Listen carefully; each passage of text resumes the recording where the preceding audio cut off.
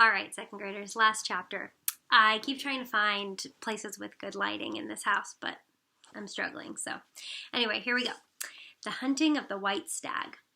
The battle was all over a few minutes after their arrival. Most of the enemy had been killed in the first charge of Aslan and his companions, and when those who were still living saw that the witch was dead, they either gave themselves up or they took to flying off. The next thing that Lucy knew was that Peter and Aslan were shaking hands. It was so strange to see Peter looking as he looked now. His face was so pale, and he looked stern and seemed so much older. It was all Edmund's doing, Aslan, Peter was saying. We'd have beaten him. No, we'd have been beaten if it hadn't been for him. The witch was turning our troops into stone right and left, but nothing would stop him. He fought his way through 3 ogres to where she was, just turning one of your leopards into a statue. And when he reached her, he had the sense to bring his sword smashing down on her wand instead of trying to go for her directly, and simply getting made a statue himself for his pains. That was the mistake all the rest were making. Once her wand was broken, we began to have some chance, if we hadn't have lost so many already. He was terribly wounded. We must go and see him. They found Edmund in charge of Mrs. Beaver a little while back from the fighting line. He was covered with blood, his mouth was open, and his face was a nasty green color. "Quick, Lucy," said Aslan. And then, almost for the first time, Lucy remembered that precious cordial, remember, like the little vial, glass, container? I forget the word. That had been given to her as a Christmas present from Father Christmas. Her hands trembled so much that she could hardly undo the stopper, but she managed it in the end and poured a few drops into her brother's mouth. "There are other people wounded," said Aslan, while she was still looking eagerly into Edmund's pale face, wondering if the cordial would have any result. "Yes, I know," said Lucy crossly. "Wait a minute." "Daughter of Eve," said Aslan, in a graver voice. "Others also are at the point of death. Must more people die for Edmund?" "I'm sorry, Aslan," said Lucy, getting up and going with him, and for the next half hour they were busy. She was attending to the wounded while he restored those who had been turned into stone. When at last she was free to come back to Edmund, she found him standing on his feet, and not only was he healed of his wounds, but he was looking better than she had seen him look. Oh, for ages. In fact, ever since his first term at that horrid school, which was where he had begun to go wrong. He had become his real old self again, and could look you in the face. And there on the field of battle, Aslan made him a knight. "Does he know," whispered Lucy to Susan, "what Aslan did for him? Does he know what the arrangement with the witch really was?" "Hush, no, of course not," said Susan. "Well, shouldn't he be told?" said Lucy. "Oh, surely not," said Susan. "It would be too awful for him. Think of how you would feel if you were him." "All the same, I think he should know," said Lucy, but at that moment they were interrupted. That night they slept where they were. How Aslan provided food for them all, I don't know, but somehow or other they found themselves all sitting down on the grass to a fine high tea at about 8 o'clock. The next day they had begun marching eastward down the side of the great river, and the next day after that, at about tea time, they actually reached the mouth. The castle of Cair Paravel on its little hill towered above them. Before them were the sands with rocks and little pools of salt water and seaweed and the smell of the ocean and long miles of the bluish-green waves breaking forever and ever on the beach. Oh, and the cry of the seagulls. Have you heard them? Can you remember that sound? That evening after tea, the 4 children all managed to get down to the beach again and get their shoes and their stockings off and feel the sand between their toes. But the next day was more solemn or sad. For then, in the great hall of Cair Paravel, that wonderful hall with the ivory roof and the west door hung with peacock feathers, and the eastern door, which opens right onto the ocean, they were in the presence of all their friends and the sounds of trumpets, and Aslan sadly walked towards them and led them onto the 4 thrones amid deafening sounds of "Long live King Peter! Long live Queen Susan! Long live King Edmund! Long live Queen Lucy!"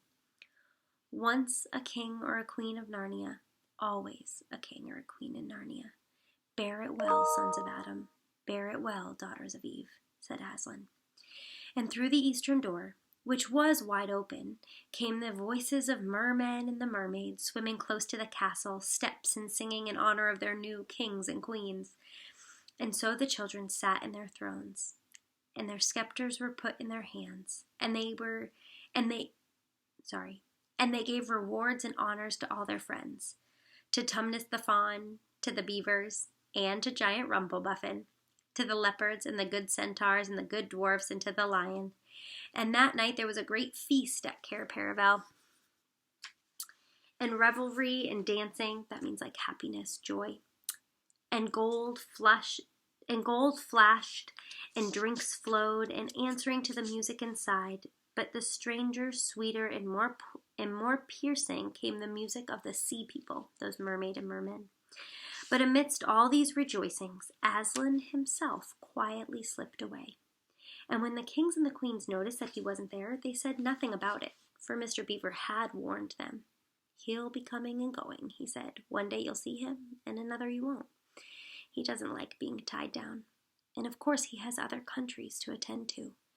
It's quite all right. He'll often drop in, only you mustn't press him. He's wild, you know. He's not like a tame lion."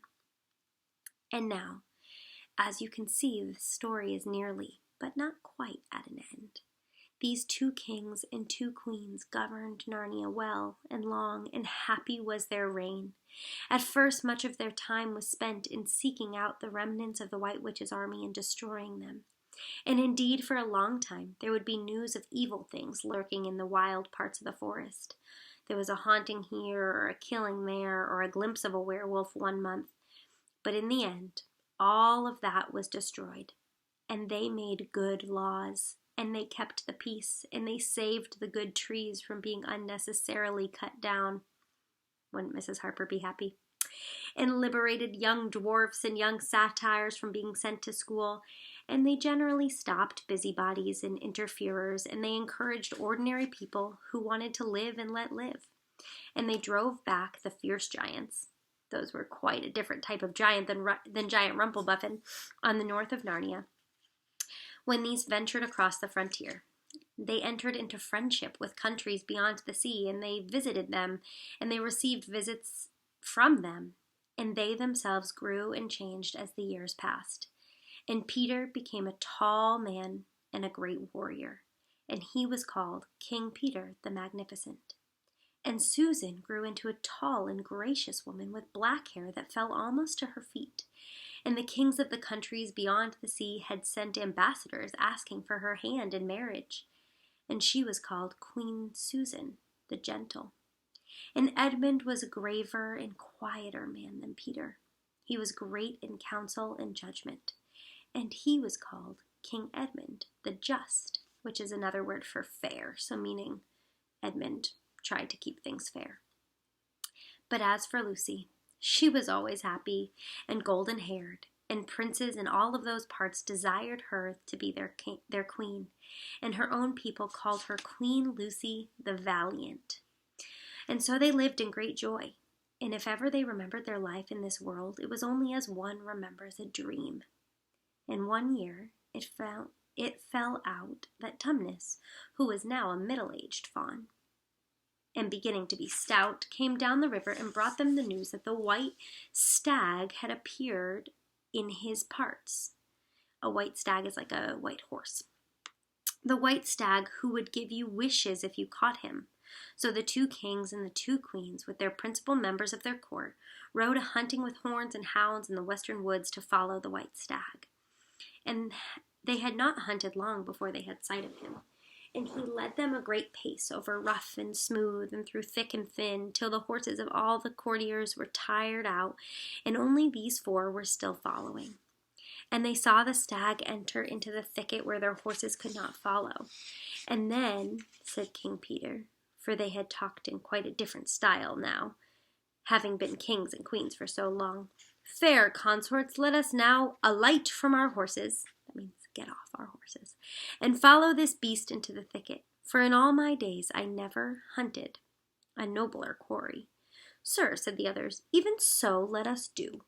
And so they alighted, and they tied their horses to trees, and they went on into the thick wood on foot. And as soon as they had entered it, Queen Susan said, Fair friends, here is a great marvel, for I seem to have found a tree of iron. Any guesses? Madam, said King Edmund, if you look well upon it, you shall see it is a pillar of iron with a lantern set on top thereof. Marry, a strange device, said King Peter, to set a lantern here where the trees cluster so it's so thick about and so high about it that if it were lit it would give light to no man. Sir, said Queen Lucy, by likelihood, when this post and this lamp, are you guessing, were set here, there were smaller trees in this place, or maybe fewer or none, for this is a young woods, and the iron post is old. And they stood looking upon it. And then said King Edmund, I know not how it is, but this lamp on the post worketh upon me strangely. Isn't it funny how they talk now? It runs in my mind that I have seen the like before, maybe in a dream, or in the dream of a dream. Sir, answered they all, it is even so with us also, meaning like, yeah, we agree, us too, we also remember it from a dream. And more, said Queen Lucy, for it will not go out of my mind that if we pass this post and lantern, either we shall find great strange adventure, or something else, or else some great change of our fortune. Madam, said King Edmund, the like foreboding stirreth in my heart also, meaning that makes me want to go follow it too. And in mine, said King Peter. And in mine, said Queen Susan. Wherefore, by my counsel, we shall lightly return to our horses and follow this white stag no further. Madam, said King Peter, therein I pray thee to have me excused. For never since we were 4 kings and queens in Narnia have I set our hands on any higher matter as battles, quests, feats of arms, acts of justice, and the like. But always what we have taken in hand, the same we have achieved. Sister, said Queen Lucy, my royal brother speaks rightly, and it seems to me we have been shamed if for any fearing or foreboding we're turning back from following so noble a beast as now we have in chase. And so say I, said King Edmund, and I have much desire to find the signification of this thing that I would now, and I have such desire to find the signification of this thing that I would not by good will turn back for the richest jewel in all Narnia and the islands. Then, in the name of Aslan, said Queen Susan, if ye will all have it so, let us go on and take the adventure that shall fall to us. So the kings and the queens entered the thicket, and before they had gone a score of paces, they all remembered that the thing they had seen was called a lamp post. And before they had gone 20 more, they noticed that they were making their way not through branches, but through coats. And the next moment, they all came tumbling out of a wardrobe door and into an empty room.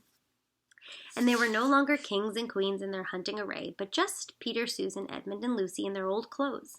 It was the same day and the same hour of the day on which they had all gone into the wardrobe to hide. Mrs. Macready and the visitors were still talking in the passageway. But luckily they had never come into the empty room, and so the children were not caught.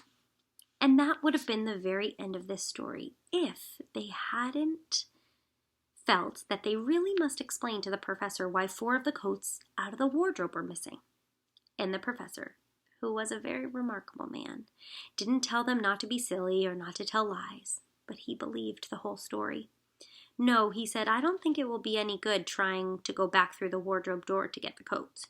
You won't get into Narnia again by that route. I'm going to show you what the author did there, if I can. Can you see it?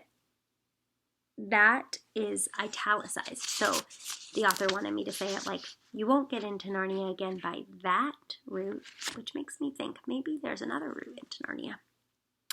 Nor would the coats be much use by now if you did. Huh? What's that? Yes, of course you'll get back into Narnia again someday. Once a king in Narnia, always a king in Narnia. But don't go trying to use the same route twice. Indeed, don't try to get there at all. It'll happen when you're not looking for it. And don't talk too much about it, even among yourselves. And don't mention it to anyone else, unless you find that they've had adventures of the sorts themselves. What's that? How will you know? Oh, you'll know, all right. Odd things they say, even their looks, will let the secret out. Keep your eyes open. Bless me, what do they teach them at these schools? And that is the very end of the adventures of the wardrobe. But if the professor was right, it was only the beginning of the adventures in Narnia. The end. Oh, so good. It gets me every time. All right, I'm going to upload this, and I'll see you tomorrow for some new books.